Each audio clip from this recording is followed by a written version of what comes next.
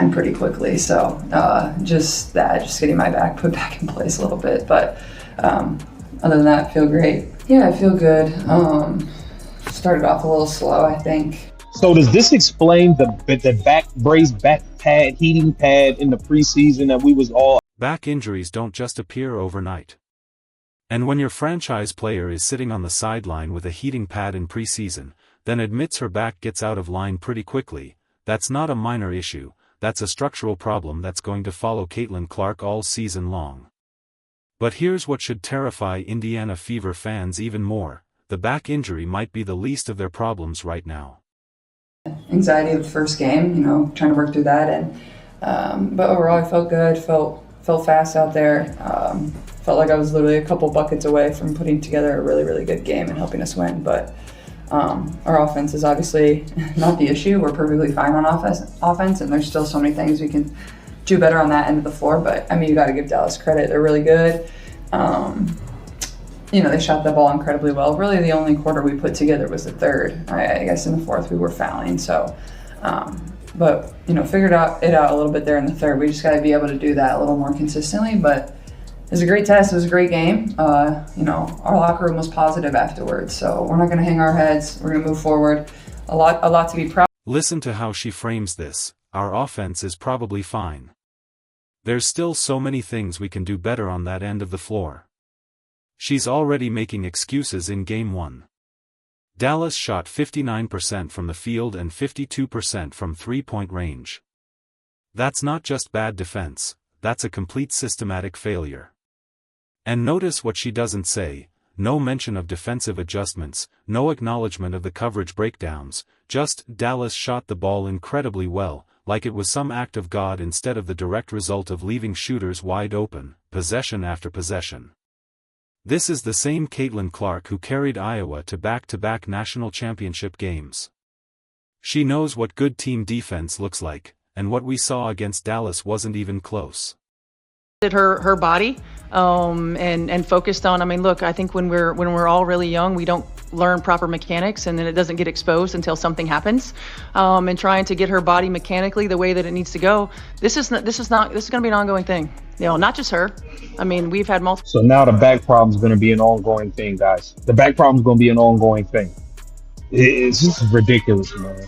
Players who have gone back, and we don't have the blue tent, right? But they're going to go back and get adjusted and make sure that the body's working. Hip alignment gets off, and rib alignment gets off, and it's part of being a professional athlete. So nothing really outside of that. So she's okay. Yeah. Mm-hmm. Yeah. We wouldn't have played her 30 minutes if she wasn't okay. So. Here's where it gets fascinating. Stephanie White is out here talking about body mechanics and hip alignment like she's running a physical therapy clinic instead of a professional basketball team. This is going to be an ongoing thing, not just her.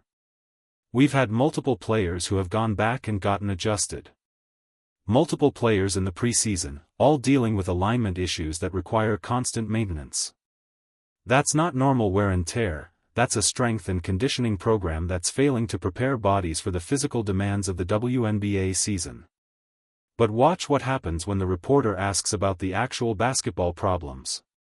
White immediately pivots to time and score situations, pace concerns, rotation management, everything except the one thing that actually lost them the game: their defense was atrocious.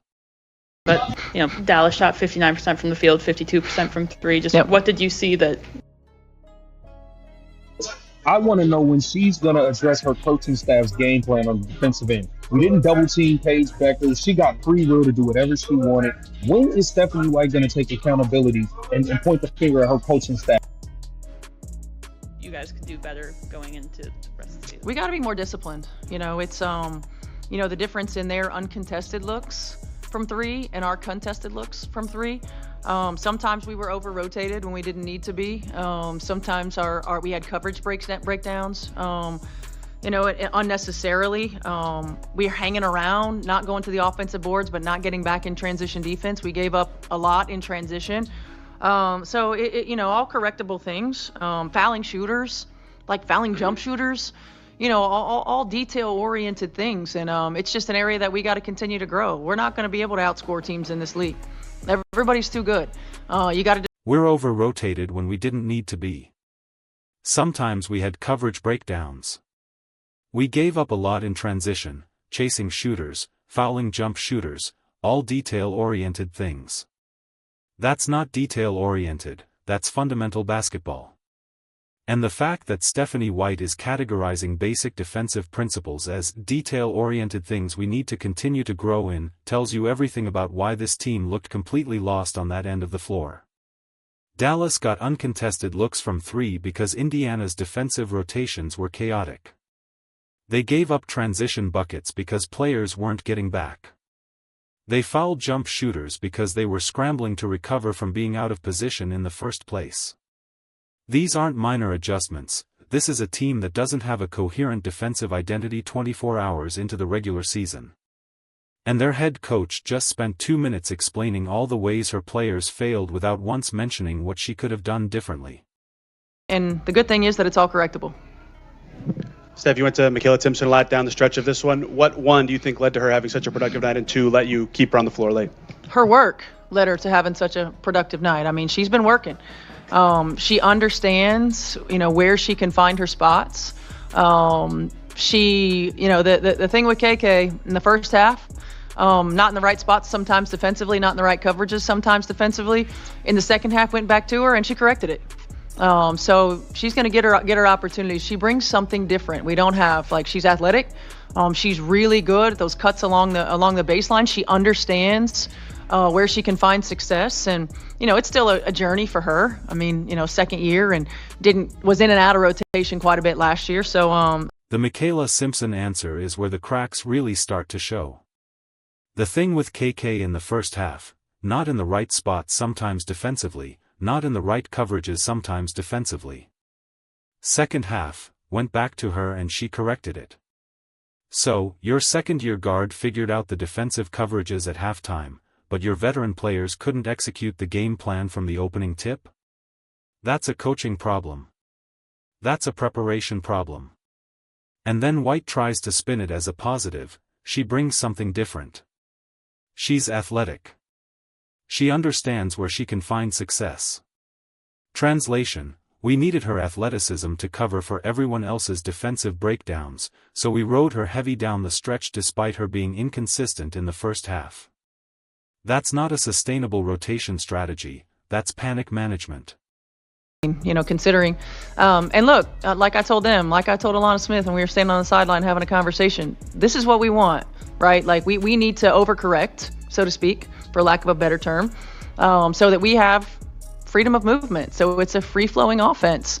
So we have asked in all of our offseason, have asked the officials to call everything. The challenge and the question sometimes is it consistent? So that'd be the next growth phase and growth area. But this is what we need to clean up some of the stuff that we saw last year. So there is going to be frustration early, but it's necessary. Now we get to the officiating deflection. A reporter asks about player frustration with the calls, and White launches into this explanation about how the league asked officials to call everything tight in the off-season to create freedom of movement and a free-flowing offense. That's fine, except it has nothing to do with why Indiana gave up 59% shooting. The officials didn't force the Fever to leave Dallas shooters open. The whistle didn't cause the transition defense breakdowns. The new emphasis on freedom of movement didn't make Indiana's rotations look like a fire drill. This is classic coaching deflection. Take a question about your team's frustration and turn it into a league-wide officiating philosophy discussion so you don't have to address the actual on-court execution problems. Points she had tonight. What are your thoughts on just her performance? I mean, she's special. She's fast. Nobody can stay in front of her. I'm pleased with not just the 30 points, but the 4 assists. She 3 rebounds. I asked all of our guards to get 3 rebounds, and getting 3 rebounds as well. She's going to find her spots and working her A, B, and C together is going to be it's going to be a journey when we get them back on the floor together. I think we're missing opportunities to get some touches and to get. Here's what makes this entire situation so problematic for Indiana. Kelsey Mitchell dropped 30 points. Caitlin Clark, despite the back issues, played 30 minutes and showed flashes of the playmaking ability that made her the #1 pick. The offense generated good looks and scored enough to win most games. None of that mattered because the defense was a sieve. And when your head coach spends the entire post-game press conference talking about everything except her defensive game plan, you have to wonder if there even was a coherent defensive game plan to begin with. Stephanie White was brought in specifically because of her defensive reputation. She was supposed to be the coach who could install a system, hold players accountable, and turn Indiana into a legitimate playoff contender. Instead, we're watching her ask assistant coaches what to do during timeouts while her team gives up historically efficient shooting numbers. The back injury concerns are real. Caitlin Clark's body breaking down before the season even hits full stride should be alarming for everyone invested in the Fever's success. But you can manage injuries. You can adjust rotations, limit minutes, bring in additional medical support. What you can't fix is a head coach who refuses to take accountability for systematic defensive failures. White mentioned being more disciplined as a coaching staff exactly once, buried in a response about playing Kelsey and Caitlin too long before giving them a rest. That's it. That's the only moment of self-reflection in the entire press conference. Everything else was about player execution, Dallas shooting well, officiating adjustments, body mechanics, and all the correctable things that somehow never get corrected because the person responsible for correcting them won't acknowledge her role in the breakdown. Indiana fans waited months for this season. They endured the Caitlin Clark draft lottery drama, the coaching change, the roster construction questions, all of it. And in Game 1, they watched their team's defense get absolutely shredded while their head coach stood on the sideline looking confused about what adjustments to make. The offense will be fine. Caitlin and Kelsey are too talented for it not to be. But defense requires coordination, communication, systematic preparation, and accountability from the top down.